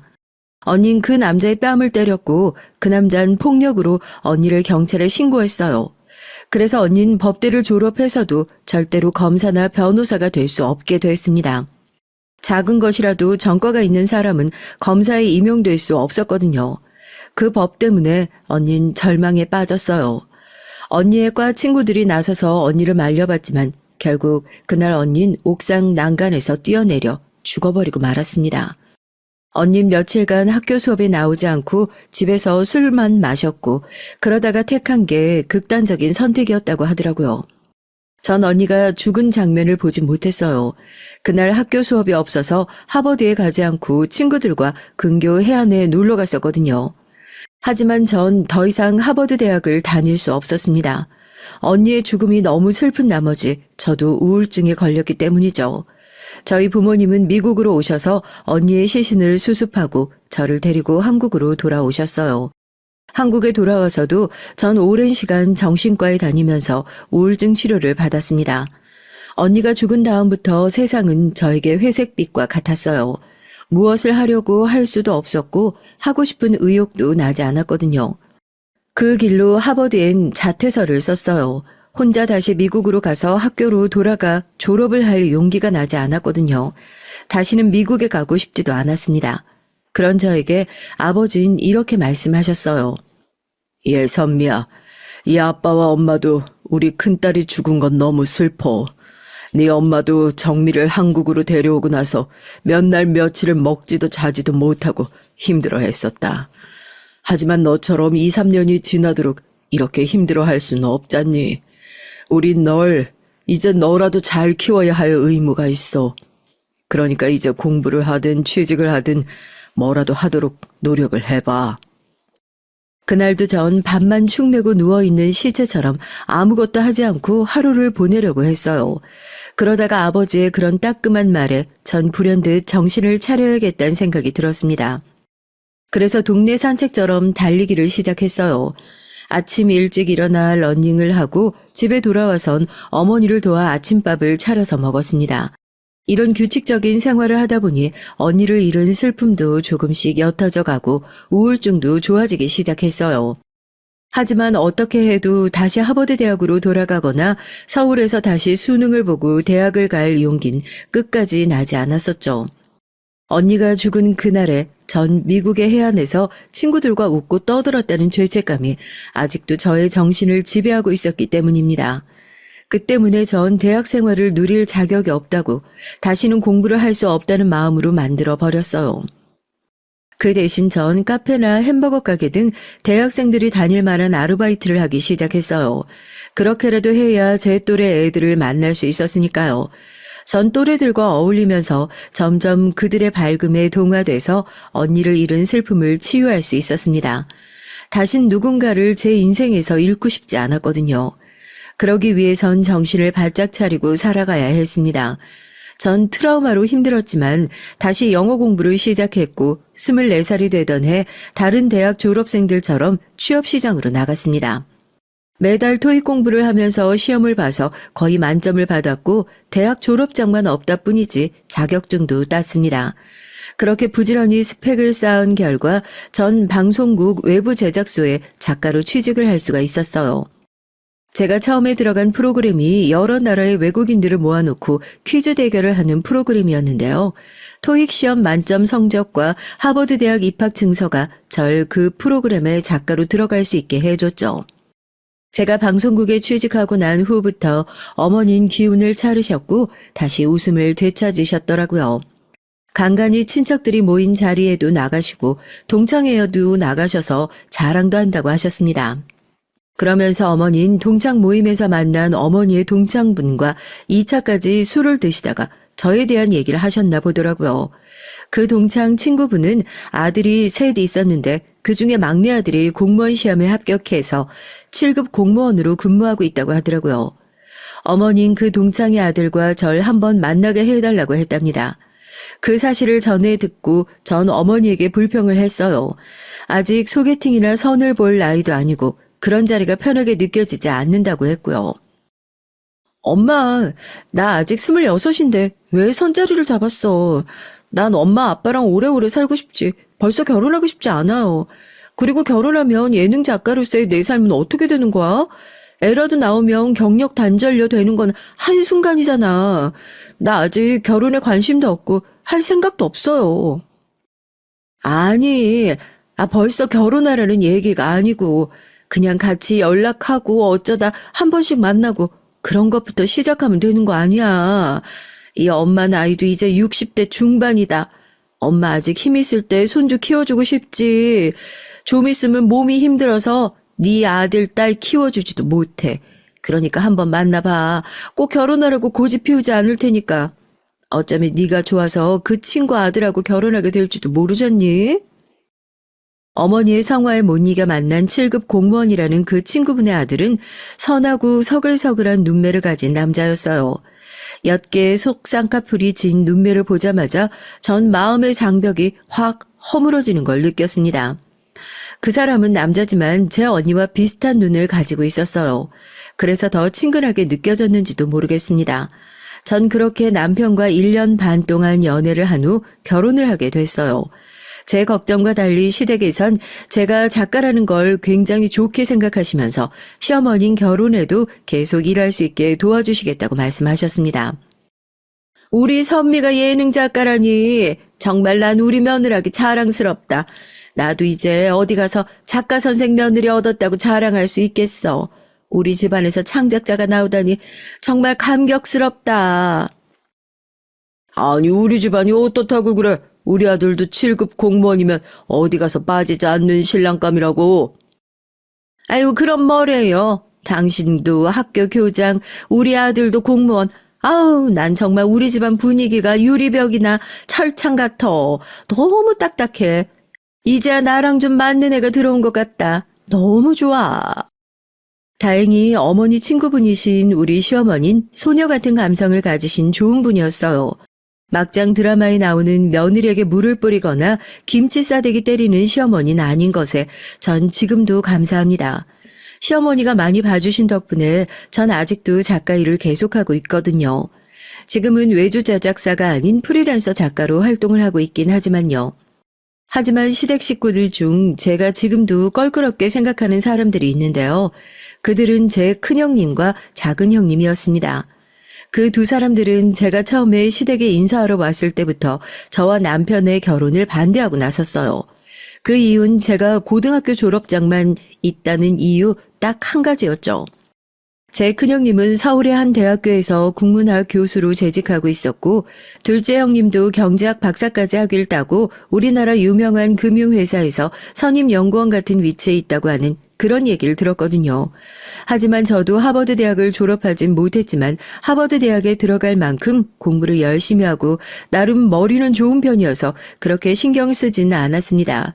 제가 하버드 대학에 입학했었다는 건 우리 친정에선 불문율 같은 거였어요.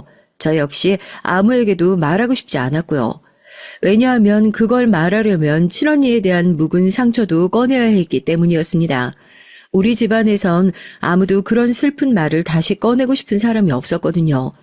저희 엄만 제 언니가 극단적 선택을 했다고 어디 가서 말씀하지 않으셨고 그저 미국에서 사고를 당했다고만 얘기를 했어요. 친척들도 다들 그렇게 알고 있고 언니 죽음의 사이는 우리 가족들만 알고 있었습니다. 당연히 시댁에서도 남편조차도 그 자세한 얘기는 알지 못했어요. 제가 처음 남편과 결혼한 후 첫 명절을 맞았을 땐 새해가 지나가고 설날이었는데요.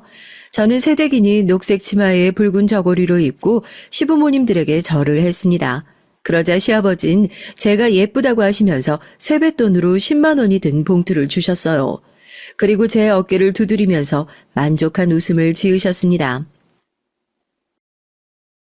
세아가 너도 이제 우리 식구가 됐으니까 형님들하고 잘 지내고 이제 우리 마누란 부엌에서 해방 좀 시켜주어라. 이제 우리 마누라도 며느리가 셋이나 됐으니까 일 그만할 때도 되지 않았어? 아유, 당신은 참 모르는 소리 하지 마요. 어디 가서 그런 시어머니 노릇했다가 큰일 나요. 요즘 시대 시어머니들은 아들 집에 갈 때도 전날에 미리 며느리한테 허락 받고 가야 한다던데 큰애랑 작은애도 안 그러니? 어머, 아니에요. 어머님 언제든지 저희 집에 오셔도 돼요. 그런 걱정 마시고 오시고 싶으실 때 언제든지 오세요.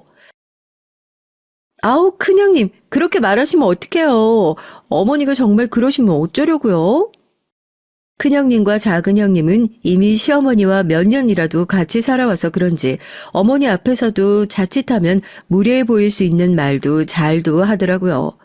전 이제 시댁에 온 지 몇 달밖에 안 됐으니 되도록 말을 아끼고 얌전히 있어야겠다 생각했습니다. 몸가짐도 말도 조심해야 친정 부모가 욕을 안 들을 거란 어머니의 단단한 당부가 있었거든요. 하긴 시어머니는 제 어머니의 동창 친구시니 그렇게 심하게는 하지 않을 거라고 말씀하시긴 했지만 말입니다. 그런데 그 두 형님들이 시어머니 노릇을 하려고 할 줄은 생각도 못했어요. 그 두 사람은 저를 볼 때마다 은근히 따돌리면서 제가 고등학교밖에 못 나왔다고 깔보고 무시했습니다. 그 첫 명절에 저녁 식사 후 시댁에서 설거지를 하고 있는데 큰형님이 제 옆에 와서 한복을 입고 앞치마를 한 저에게 일부러 물을 뿌리는 것이었어요. 전 깜짝 놀라서 악소리를 질렀습니다. 그랬더니 거실 소파에 앉아 TV를 보고 있던 남편과 시어머니가 달려왔어요. 선미야, 무슨 일이니? 아니, 야, 어쩌다가 한복에 물을 튀겼어. 이건 빨기도 힘든 건데, 아유, 어쩌니? 아, 설거지하다가 물이 좀 튀어서 괜찮아요. 어머님, 제가 너무 크게 소리 질렀죠? 죄송해요. 그러게 말이야. 아, 누가 보면 내가 동서 괴롭히려고 일부러 물 묻힌 거라고 오해하겠어. 안 그래? 동서가 그릇을 제대로 안 헹구길래 난 도와주려고 그랬던 건데. 그러게 내가 과일 깎으면서도 봤는데 말이야. 우리 막내 동서가 거품 있는 그릇 뒤쪽을 꼼꼼하게 안 닦더라고. 나도 말해주고 싶었는데 혹시나 동서가 괴롭힌다고 오해할까 봐. 그래서 말 안 한 건데 우리 형님은 그런 꼴을 또 못 봐서 그래. 얄미운 동서들에게 이런 말을 듣고도 저는 한마디도 대거리를 못하고 그저 고개를 푹 숙이고 있었어요. 제가 형님들에게 아무 말이 없자 남편이 대신 화를 내줄 정도였죠. 하지만 시어머니도 두 형님들도 남편에게 일을 크게 만들지 말라고 하면서 남편을 말렸습니다. 그래도 제 남편만은 제 편이라는 것이 그때부터 얼마나 제게 위안이 됐는지 몰라요. 그렇게 한 사람이라도 제 편이 있었으니 전 명절에 시댁에 꼬박 3일간을 있을 수 있었을 거예요. 첫 명절이라 시어머니는 설날 다음 날에 친정에 가라고 하시더라고요. 전 좀 언짢았지만 아무 말 없이 시어머니가 시키는 대로 했어요. 지금이야 그런 말씀을 하지도 않으시긴 하지만요. 두 형님들은 설 당일날에 각자 친정으로 갔습니다. 아침 식사를 하자마자 산더미처럼 쌓인 설거지를 저한테 다 밀어두고 그 두 사람은 아주 꽃단장을 하면서 말하더라고요. 자기들도 결혼 후 첫 명절엔 바로 당일 말고 그 다음 날에 친정에 갔으니 당연한 거라고 말하면서 말이에요. 그건 우리 시댁의 룰 같은 거니까 너무 섭섭해하지 말라고 하더군요. 하지만 제가 서운한 건 그게 아니었습니다. 자기들이 할 일을 나한테 떠밀듯이 하고 가버린 거라든지 제가 뭘 잘못했다 하더라도 친절하게 말로 할 수 있는 건데 대놓고 절 곤란하게 만들고 그걸 즐기듯이 말했다는 게 짜증이 나고 화가 났던 것이죠. 전 28, 이른 나이에 결혼을 해서 아직 아기를 가질 생각은 없었어요. 남편과도 그 문제에 대해선 합의를 했고 2, 3년은 신혼생활을 즐긴 다음 아기를 갖기로 동의를 했거든요. 그러나 제 두 형님들은 그 문제에 대해서도 시어머니보다 더 얄밉게 간섭을 하고 나섰습니다. 왜 아기를 갖지 않느냐, 혹시 저에게 무슨 하자가 있어서 애를 못 갖는 건 아니냐며 꼭 시부모님 앞에서 절 모함하고 나쁘게 말했어요. 형님들은 그걸 즐기는 듯이 보였습니다. 정말 중고등학교 때의 일진처럼 저라는 타겟을 찍어두고 괴롭히는 걸 확실히 즐겼다고 생각해요. 제가 그걸 어떻게 알았느냐고요? 저만의 억측이 아니었느냐고요? 아니요, 절대 그렇지 않습니다. 형님들은 은근슬쩍 제 욕을 할 때마다 입술 끝이 올라가 있었거든요. 얼굴에 비웃음을 띄우면서 그런 말을 하면 누구라도 제게 악감정을 가지고 있겠구나 하는 예상을 할 수가 있죠. 그래도 전 처음부터 시댁에 분란을 일으키고 싶진 않았습니다. 제 몸에 문제가 없다는 걸 제가 아는데 뭐하러 그들의 바보 같은 도발에 넘어갈 필요가 있을까요? 전 그들의 비웃음 섞인 말들을 철저하게 무시했고 그건 두 형님들의 부활을 더 돋구는 결과가 됐어요. 막내 동서는 정말 철면피인 거 아니야? 이렇게까지 얘기하는데도 어쩜 저렇게 꿈쩍도 안 하지? 마음이 돌덩어리처럼 굳어버린 거 아니야? 형님, 방법을 좀 더 다르게 해봐야 될 것 같아요. 말이 안 된다면 행동으로라도 보여줘야죠. 어떻게 고등학교밖에 못 나온 년이 뻔뻔스럽게 우리랑 어깨를 나란히 하려고 하는 건지. 얼굴이 두꺼워도 정도가 있어야죠. 안 그래요, 형님? 그러게, 그건 작은 동서가 한번 궁리해봐. 어떻게 하면 그년이 정신 못 차리고 펑펑 울게 만들지 말이야. 알겠지? 그때부터 그 두 사람은 수단 방법을 가리지 않고 저한테 해코지를 하려고 했어요. 거의 3년 동안이나 그들은 절 괴롭히면서 재미를 느끼고 희열을 느꼈을 겁니다. 지금 와서야 말이지만 시댁에 올 때마다 그 두 사람들은 제 머리도 툭툭 때리고 말귀도 못 알아듣는다고 하면서 절 깔보는 말을 예사로 했어요. 남편의 형님들 역시 자기 아내들의 말만 믿고 절 완전히 모자란 여자인 줄로 믿고 있더라고요. 아주버님들은 입으로 직접 말은 안 했지만 절 보는 눈빛은 저를 시댁의 하녀처럼 생각하고 뭐든지 시키면 다 하는 사람으로 취급했습니다.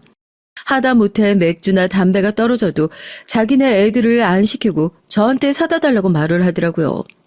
전 그건 정말 하고 싶지 않았어요. 그것만은 시아주버님과 형님들이 시켜도 끝까지 가지 않았습니다. 전 절대 시댁에서 우는 일이 없었어요. 아무리 서러워도 두 형님들이 보는 앞에서 무너지는 일은 있어서는 안 되겠다고 생각을 했거든요. 제 남편은 그 두 형님들이 저에게 일진 같은 행동을 하고 있다는 걸 알게 되곤 두 형들에게 와이프 단속 좀 잘하라고 화를 내기도 했고 절 감싸주는 말들을 했어요. 하지만 형님들은 남편의 말 따윈 귀에도 들어오지 않는다는 듯한 행동을 했습니다. 다음 추석 명절 때 제가 큰형님이 시키는 담배 심부름을 거절하자 큰형님은 주먹으로 제 머리를 툭 때린 적이 있었거든요. 저한테 그 얘기를 듣고 남편은 화가 나서 형님에게 따진 적이 있었어요. 그랬더니 큰형님은 오히려 이런 소리를 하는 것이었습니다. 어머, 막내 서방님, 제가 언제 동서한테 못된 마음을 먹었다고 그래요? 동서가 배움이 짧으니까 내가 넓은 마음으로 가르쳐주려고 했던 건데 윗사람으로서 아랫사람 가르치다가 손 좀 올린 걸 가지고 막내 동서가 그래요? 제가 때렸다고? 머리에 손 잠깐 댄 것뿐인데 너무했다 동서. 아니 진짜 아무것도 모르면서 큰형님한테 따지기부터 하시는 거 서방님 너무하시는 거 아니에요? 한쪽 말만 듣고 그 입장에서만 말하면 당연히 우리가 잘못한 것처럼 되는 거잖아요. 동서 친정에서 가정교육 이런 식으로밖에 못 받았어? 우린 엄연히 동서의 윗사람이라는 거 몰라? 그러니까 큰형님한테 얼른 사과해. 전 너무 어이가 없었습니다. 잘못한 사람이 누구고 손을 올린 사람이 누군데 제가 사과를 해야 한다는 건지 찬찬히 듣지 않으면 완전히 제가 일방적으로 잘못한 것처럼 되어버린 두 형님들의 화술이 정말 악마의 혓바닥처럼 교묘하게 느껴졌어요.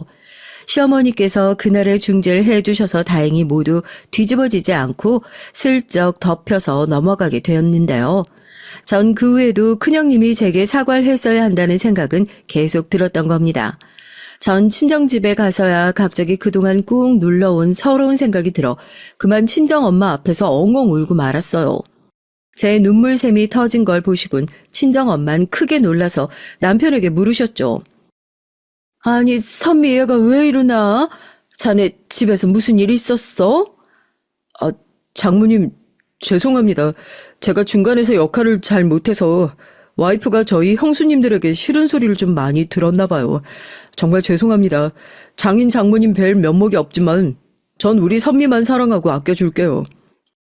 이보게, 자네 집안 문제가 아니어도 얘는 어릴 적에 정신적으로 좀 힘들었던 애일세. 그러니 우리 선미랑 살면서 싫은 소리 한마디 하지 말고 잘 감싸주면서 살게나. 우리 선미 어디 가서 잘못하거나 눈치 없는 아이는 아닐 거야.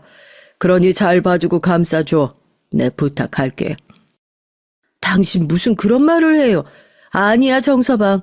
아무것도 아니니까 잊어버려.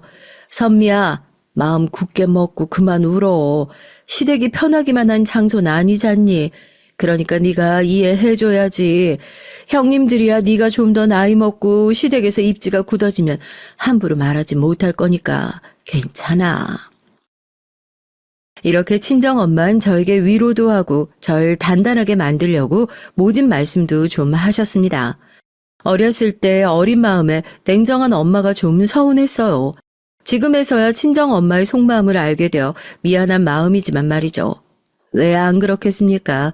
저희 엄마도 제 언니가 극단적 선택을 한 사실이 마음 아프지 않을 리가 없었던 건데요. 그렇게 결혼하고 한 번의 설날을 지내고 한 번의 추석도 지냈습니다. 그동안 저희 시어머니는 한 달에 한 번씩 절 집으로 불러 위로를 해주셨어요. 어머니도 눈치가 있으시니까 제가 두 형님들에게 휘둘리고 있다는 것쯤은 이미 알고 계셨습니다. 하지만 그들이 잘못한 것이 명백해도 시어머니가 형님들을 함부로 혼내지 못한다고 하시면서 미안하단 말씀을 하시더라고요. 왜냐하면 형님들의 친정도 큰형님네는 강남에서 300억 건물을 가진 부잣집이고 둘째 형님네는 시아버지가 법조계에 있는 분이라고 시어머니조차 함부로 하지 못하신다고 하더라고요. 전 그 말조차 어이가 없었어요. 그들의 친정 눈치까지 봐야 하나 싶었습니다. 우리 집은 아버지가 평범한 사업가 집안인 것이 원망스러운 마음까지 생기더라고요. 하지만 저의 그 원수 같은 형님들은 절 괴롭히는 것을 고작 한두 번으로 끝내지 않았습니다. 추석과 또 김장철 사이에 10월 말에 시아버님의 할아버지 제사가 있거든요. 그때 그 두 형님들은 자기들은 늦게까지 야근을 하고 온다고 하면서 또 시어머니와 저만 둘이서 모든 제사 음식 밑준비를 하도록 몰았어요. 이번엔 시어머니도 화가 나셔서 큰형님에게 뭐라고 하시긴 했지만 큰형님은 타격이 하나도 없었는지 오히려 이렇게 시어머니에게 대들었습니다. 그래, 네가 교수인 건 아는데 그래도 오늘은 일찍 퇴근할 수 있지 않았니? 수업만 하고 온다면 넉넉히 6시면 끝나고 학교에서 바로 오면 이 시어머니가 갈아입을 옷도 주었을 텐데 그걸 못하고 늦었니? 어머 어머니, 그래도 제가 맏며느리인데 아무 준비도 안 하고 시댁에 올 수는 없잖아요. 일할 때 입을 옷도 이미 싸가지고 출근했고요. 전 사실 일할 생각 다 하고 왔어요. 혹시나 남은 일이라도 있으면 할게요. 이번엔 제사 끝나고 설거진 저랑 작은 동서가 할 테니 어머님이랑 막내 동선 쉬세요. 그렇다고 해서 시어머니와 제가 정말 땀 뻘뻘 흘려가면서 제사 나물 묻히고 전 부치고 했던 수고가 다 씻겨 나가진 않을 텐데 말이죠. 하지만 그날의 작은 형님에 비하면 큰 형님은 양반이나 다름없었습니다. 작은 형님은 아예 제사가 끝나고 나서 오지도 않고 전화만 한 통 했을 뿐이었어요. 갑자기 예정에 없던 야근을 하게 돼서 죄송하지만 제사에 못 갔다는 변명을 늘어놨습니다. 짧은 통화를 끝낸 후 시어머니는 참았던 분노가 폭발하신 것 같았어요. 작은 시아주버님에게 시어머니는 네 와이프가 이 시어머니를 깔보고 우습게 생각하는 거 아니냐 하시면서 소리를 지르셨고요. 이번만큼은 큰형님도 작은 형님을 쉴드 쳐주지 못하겠더라고요. 평소에 책 잡힐 일 하나도 안 하다가 딱 한 번 그랬던 거라면 시어머니도 이 정도까지 열받아서 소리를 지르시진 않았을 텐데요. 작은 형님은 마치 대단한 일이라도 하는 사람처럼 평소에도 그렇게 시아주버님에게 집안일을 모두 시켰다고 하더라고요. 퇴근길에 장 봐오라는 것이나 오후에 애가 아파도 병원에 데려가야 되는 건 아주버님이 맡았다고 하시더군요. 뭐 나중에 들은 얘기지만 아주버님보다 연봉이 더 높다는 이유로 아주버님을 무시하기도 여러 번 했었다고 하더라고요. 그날의 사건은 그렇게 작은 시아주버님이 시어머니께 잘못했다고 대신 사과드리고 빌어서 어떻게 넘어가긴 했습니다. 그리고 큰형님과 작은 시아주버님은 시어머니에게 제사 때 장본 비용을 충당하라고 50만 원씩 100만 원을 드렸다고 했어요. 돈으로 무마될 만한 일은 아니라고 시어머니는 화를 쉽게 풀진 않으셨어요. 하지만 돈 싫어하는 사람이 어디 있을까요? 다음 김장철에 온 며느리가 다 시댁에 모였을 때 작은 형님은 시어머니와 아무 일도 없던 듯이 웃으면서 넘어가시더라고요. 전 이해가 잘 안 됐습니다.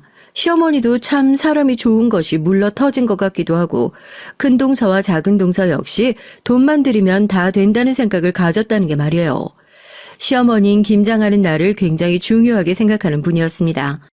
제사인 늦거나 빠져도 김장 날엔 일주일 전부터 며느리들에게 전화를 걸어 날짜도 알려주고 무슨 일이 있어도 그땐 스케줄을 빼라고 신신당부하셨던 거였어요. 두 형님들도 김장에 대한 시어머님 집착 같은 마음은 잘 알고 있었던 듯 그날은 제 시간에 시댁에 오더라고요.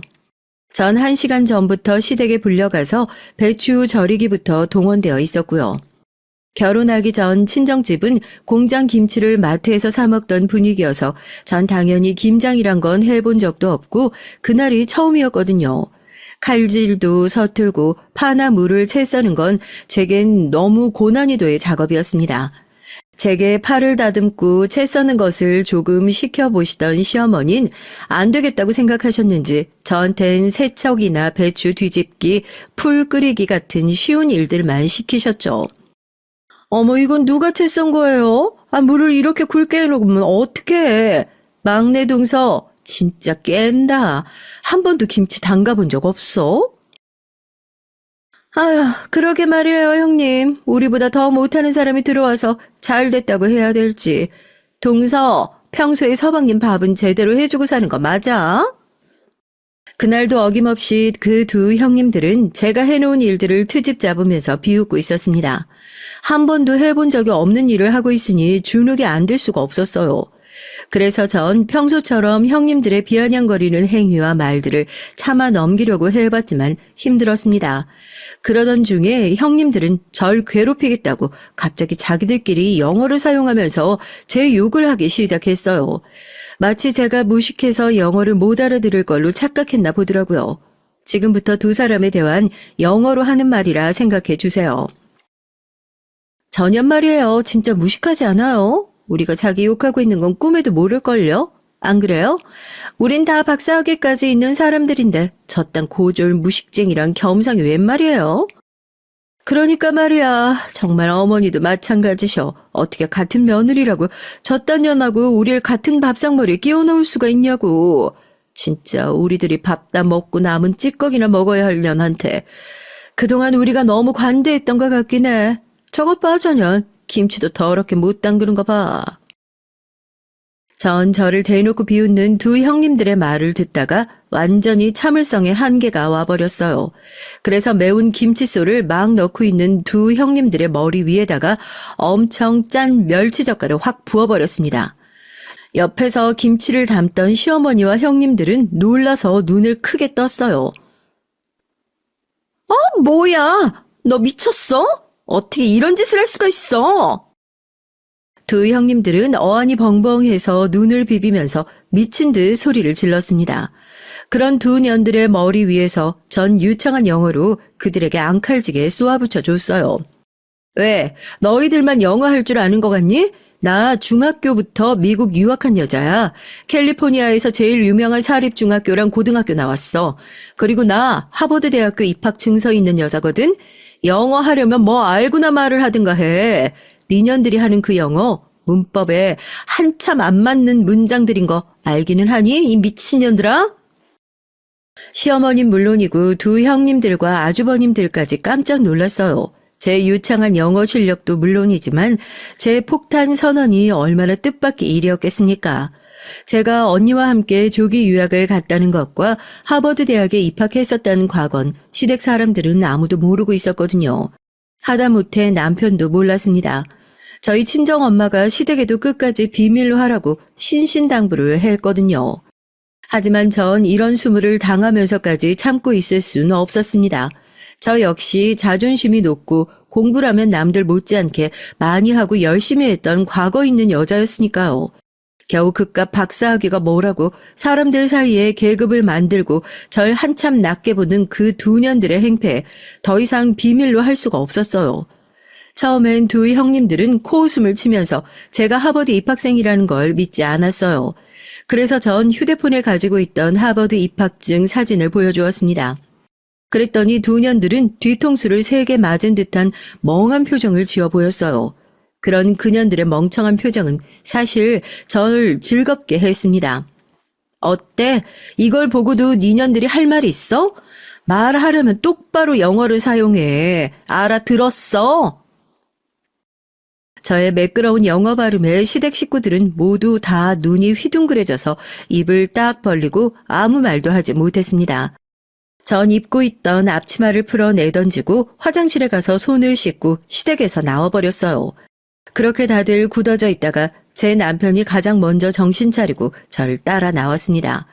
남편은 정말 하버드 입학생이었던 거 맞냐고 하면서 어떻게 그런 중요한 걸 비밀로 할 수 있느냐고 저에게 따지듯이 물었어요. 전 그때서야 미국에서 일어났던 일 전부를 남편에게 말해줬습니다. 놀란 얼굴로 제 말을 다 듣고 나서 남편은 어느새 울고 있던 절 가만히 꼭 안아줬습니다. 그래, 다 쏟아내. 더 울어도 돼. 당신도 그때부터 얼마나 언니가 그립고 죄책감 느꼈겠어. 난 그런 당신 마음 다 이해해. 그러니까 이제 오늘 이후로는 더 이상 언니 때문에 울지 마. 그리고 나에게 못할 말이 뭐가 있어. 난 당신 남편인데. 난 무조건 당신 편이야. 그 얄미운 형수님들이 또 당신에게 뭐라고 한다면 내가 막아줄게. 형들과 척을 지는 일이 있어도 난 당신 편이야. 전 다정한 남편의 말에 얼음처럼 굳은 마음이 스르르 녹아내리는 것이 느껴졌습니다. 남편의 품에 안겨서 어린애처럼 엉엉 울면서 전 시댁의 아파트 단지 현관에서 그렇게 한참을 서 있었어요. 그 이후부터 두 형님들은 절 절대 건드리지 않았습니다. 제가 한번 돌아버리면 얼마나 무서운지 그날 알게 됐기 때문이에요. 그리고 제가 울면서 뛰쳐나간 후 두 형님들은 시어머니에게 아주 호되게 혼이 났다고 해요. 세 사람이 들어오면 조금 잘못하더라도 관대하게 감싸주지는 못할 망정 괴롭히면서 큰며느리 둘이서만 저를 따돌렸다고 하면서요. 그게 고딩 일진들하고 뭐가 다르냐면서 시어머니는 극대노하셨다고 하더라고요. 전 조금 의외였습니다. 시어머니는 마음이 약해서 누구에게도 싫은 소리를 못하시는 분인 줄 알았거든요. 하지만 잘못된 일은 바로잡고 시댁의 기강을 잡는 분은 역시 우리 시어머니 뿐이셨습니다. 전 친정에 시어머니가 싸주신 김장김치를 들고 가서 우리 친정엄마에게 그 얘기를 자랑처럼 했어요. 그랬더니 친정엄만 처음엔 왜 분란을 일으켰냐면서 저에게 뭐라고 하셨어요. 그러자 옆에서 그 얘기를 듣던 제 남편이 저를 역성 들고 나섰습니다. 아닙니다, 장모님. 그건 정말 연속극에 나오는 시원한 사이다 복수일 뿐이었어요. 제 형수님들이지만 제가 봐도 우리 선밀 너무 티나게 괴롭히는 게 보였거든요. 저도 이제부터 형들 눈치 안 보고 우리 선미 적극적으로 보호해주겠다고 했어요. 형들이랑 다시 안 보는 일이 있더라도 형수들이 잘못했으면 잘못된 행동은 지적을 해줘야 맞는 겁니다. 제 남편이 이렇게 믿음직하게 변한 것이 우연이 아니라고 하시면서 시아버지는 아주 잘했다고 사위에게 술 한 잔 내밀었습니다. 그날 저희 친정에선 김장김치와 수육으로 온 가족이 소주 파티가 벌어졌어요. 남편과 제 친정 아버진 더욱 돈독한 사이가 됐던 건 물론이고요. 지금은 같이 낚시도 가고 등산 여행도 가는 단란한 장인과 사위지간이 되었답니다. 여러분 오늘 제 얘기 어떠셨나요? 제 사연이 여러분들의 속까지 시원한 사이다 마시듯이 후련하게 해드렸다면 정말 좋겠습니다. 전 언니가 죽고 나서부터 덤으로 사는 삶이라고 생각하고 살고 있어요. 제 언니는 결혼도 못하고 아이도 못 낳고 너무 이른 나이에 세상을 등졌지만 저라도 언니를 대신해서 언니가 못했던 일들을 이뤄가면서 살고 싶습니다. 전 남편하고 약속을 했어요. 이제 제 아들이 갓 돌을 지났지만 전 프리랜서의 형태로라도 일을 계속해 나가겠다고요. 그러니까 육아는 이제 젖을 뗐으니 공동 육아로 하자고 말이죠. 남편은 당연히 제 제안을 찬성했고요. 남편은 요즘 들어 정말 저에게 놀라운 얘기를 했습니다. 이번 12월 말까지만 회사를 다니고 공무원으로서 처음으로 아빠 육아휴직을 쓰겠다고 하지 뭐예요. 전 그럴 필요까지는 없다고 했지만요. 남편은 육아휴직을 하는 김에 둘째도 낳자고 아주 당당하게 말을 하더라고요. 자기는 아들 하나만 키울 생각은 없다고, 어떻게 해서든 딸을 꼭 낳고 싶다고요. 남편은 잘하면서도 남자들 사이에서 치였고 집에선 시어머니만 여자여서 저희 시어머니도 손녀딸 하나 있으면 너무 좋겠다고 하시더라고요. 여러분들도 아시죠? 그게 뭐 자기 마음대로 되는 건 아니잖아요. 하지만 전 남편에게 고마워서라도 딸을 꼭 낳고 싶긴 합니다. 그리고 전 딸을 낳으면 이름을 정미라고 부르고 싶어요. 제 언니의 이름을 따서요. 그게 죽은 언니에게 속지 않은 마음이기도 하고요. 제 얘긴 여기서 줄이겠습니다. 신혼 초에 형님들에게 꼼짝 못하고 주눅 들어있던 때의 전 지금은 생각하기도 싫어요. 사실 제 본성은 그게 아니었는데 말이죠. 활발하고 할 말은 당당히 하고 누구 앞에서도 주눅 들지 않았던 제 본 모습을 찾게 돼서 정말 전 날아갈 것만 같습니다. 여러분들도 그렇게 생각하지 않나요? 인생은 길지 않은데 왜 그렇게 형님들에게 주눅 들고 참으면서 살았었는지 이해가 되지 않아요. 형님들의 통제와 괴롭힘에서 벗어난 지금은 몸도 마음도 아주 가볍습니다. 남편도 온전히 제 편이고요. 다른 어떤 일보다 남편이 평생을 살아갈 동안 믿을 만한 내 편이 되었다는 것이 제일 이득을 본 것 같아 기분이 좋습니다. 전 정말 결혼 하나는 잘한 것 같아요. 남편과 끝까지 같은 마음으로 이 험한 세상을 헤쳐나갈 수 있다는 것이 너무나 큰 선물을 받은 것 같네요. 제 긴 사연 들어주신 여러분들에게 감사 인사를 드려요. 제 글을 읽고 동서들이나 시어머니에게 괴롭힘을 당하는 분들이 계시다면 힘내셔서 하고 싶은 말 하고 한번 콱 들이받으세요. 결과가 어떻게 되든 여러분들도 속은 편하게 될 테니까요. 그럼 안녕히 계세요.